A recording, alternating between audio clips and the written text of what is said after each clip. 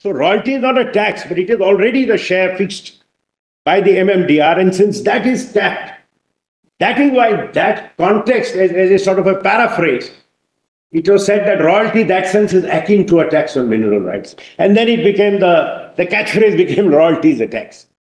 So my Lord, the Chief Justice is right. I'm not saying royalty generically is a tax. That may perhaps be, my limited legal skills don't allow me to go that far, my Lord. Maybe somebody may be able to develop that point. I can't. I'm not conceding anybody else's case. My limited intelligence, my Lord, doesn't permit me to develop that point. Tax, but it's an exaction by the state of a share of mineral rights. And if it is construed like that, and why was this not created in 35? It's something I have to address, Your Lordship, fully, because one can't just read the plain language. You have to see where it came from, how it came, and what are the legal framework in which this was introduced. And if you construe it that way, the whole thing just falls into place. Why was Section 25 put into the Act? Treating royalty and tax in the same breath as an exaction. Why a penalty and a prosecution for non-payment of royalty?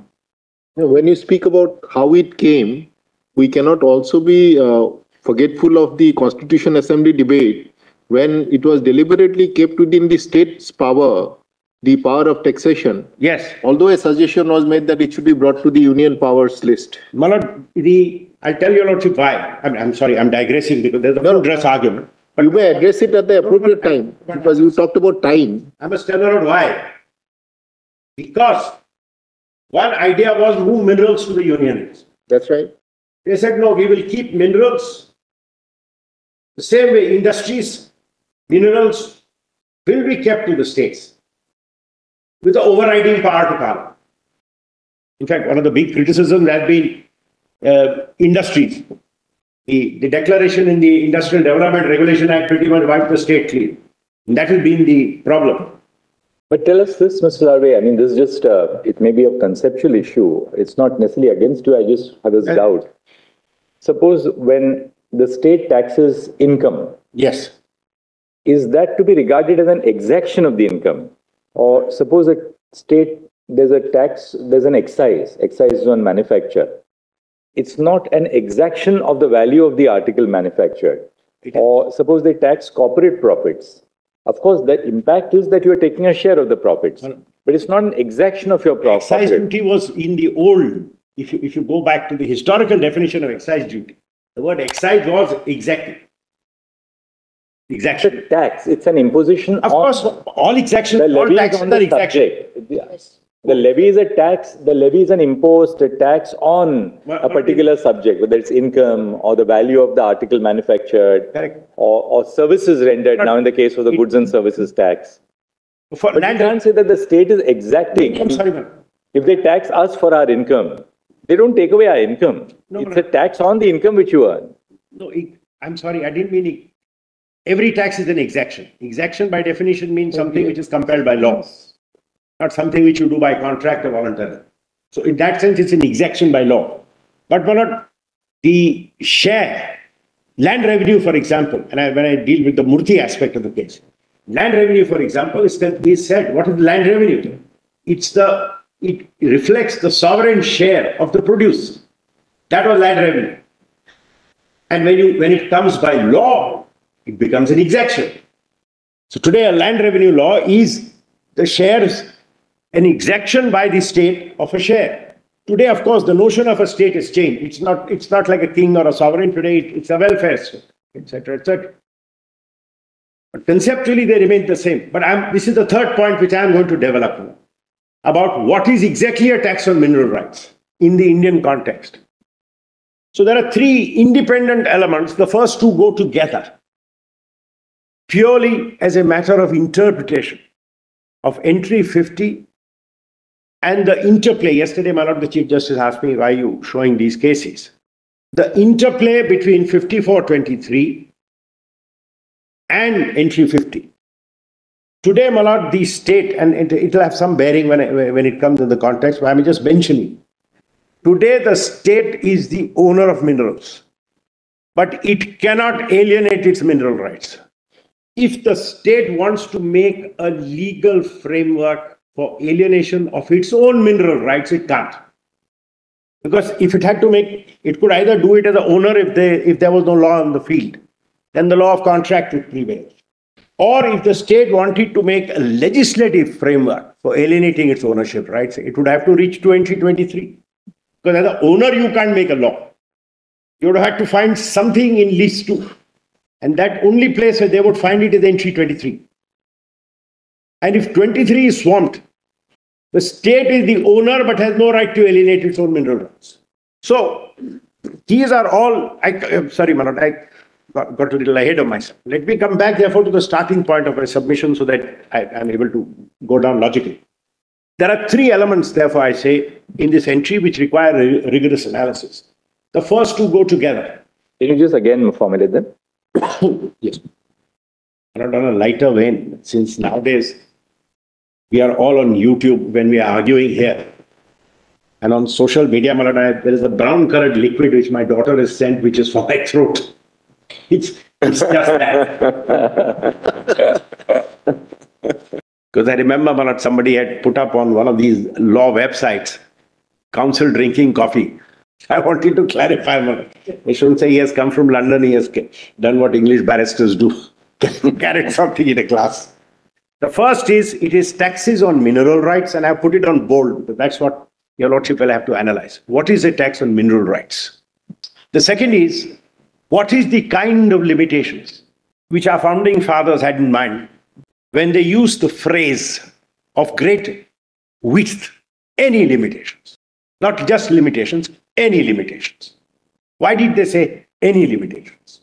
And the third is, they did not say imposed by law by parliament. They made it descriptive by law relating to mineral development. I have to now establish, in order to succeed, that there is a law relating to mineral development, which there is. I don't think there's any cavil on that. And that such a law imposes those limitations. The only one thing which we'll add to your second point, the law imposes those limitations on the tax. On the tax on mineral rights. I want to start with that. In fact, Manoj, that's a point which, for want of a better expression, cuts both ways. I say it cuts my way for the following reason. We know that taxing laws generally operate in a field distinct from laws relating to regulation. We start with that premise. So that's an established constitutional premise. How will then a limitation look like on a taxing power if that limitation is to be found in a law relating to mineral development? What kind of limitation are we looking for? It is not a tax versus tax limitation. It's not Parliament saying we have shared, therefore I will tax it rather than you taxing it.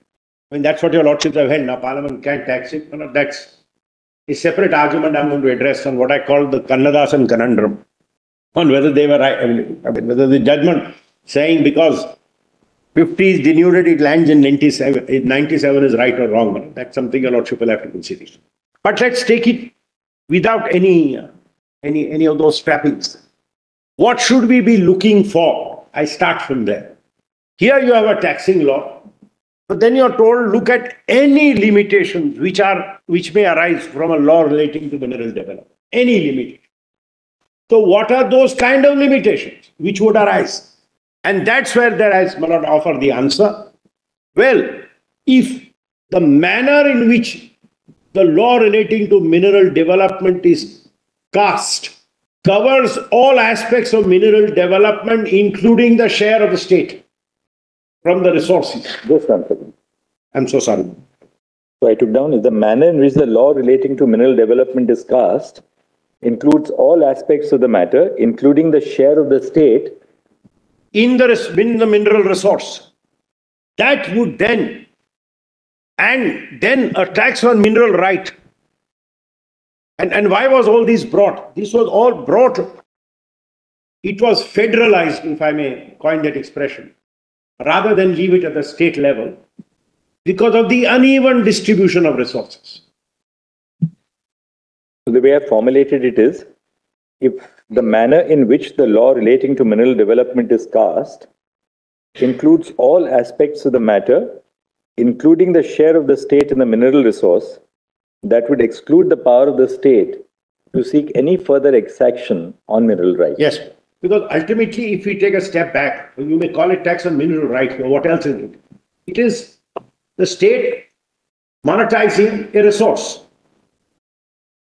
Land, tax on land, the state is not, and for public good. We all know today's states levy tax for public good, at least in theory. Not for enriching the coffers of a ruler, but for public good. So, and today, Malad, with 9B and 9C sitting there, including local development funding being raised under a law for mineral development. But Section 9 is only one kind of exaction. Of course. It is not all encompassing. No, Malad, it's not. 9 is not the complete answer. It is only one type, royalty. Of course, Malad. Sorry. No, I'm sorry. 9B, 9C. 9B. 9B, 9C. Yes. I'm only showing. So what you are saying is that where Parliament wanted that the revenues of the states should be supplemented further, Yes, it in has. relation to mineral rights, then they have been given different types of heads for Correct. realization. And Parliament has done it. Now, the So import. 9 includes royalty. So really your argument is much more nuanced. You're not saying royalty excludes the fact that Parliament has imposed a royalty which can be realized by the state excludes the taxing power. Correct. But that where Parliament wanted to create additional heads of revenue for It the has. states, it's doing so. And Manoj, this has been. Mr. Salve, 9B goes to a foundation which is completely independent, and 9C goes to a trust. It doesn't directly go In to fact, a lot of the laws, when your lordship see, which have been struck down, were the 9B kind of laws, where they created, you may call it a foundation, a district mineral foundation, or you may call it a separate head, by which the state keeps it and uses it for demarcated funds. That's how these cesses work. I'll show Manoj when I show the state legislation. 9B is pat what the states have been told you can't do now. I mean, subject to what will your lordship take on Kesoram versus India Cements. So, my submission is on a construction of entry 50. I'm sorry if I take a step back, therefore. I should be able to show that, first of all, Parliament has federalized this. Parliament does nothing under entry 54 and says, I leave it to the states, it is left to the states, untrammeled. A state may itself impose limitations on mineral development, but that's not good enough for 50. Suppose not 54 or not there, you can have under 23. Could I argue that under 23 this is done, therefore there is no limitation? No. Imposed by Parliament by law. So it limits it to a legislation referable to entry 54.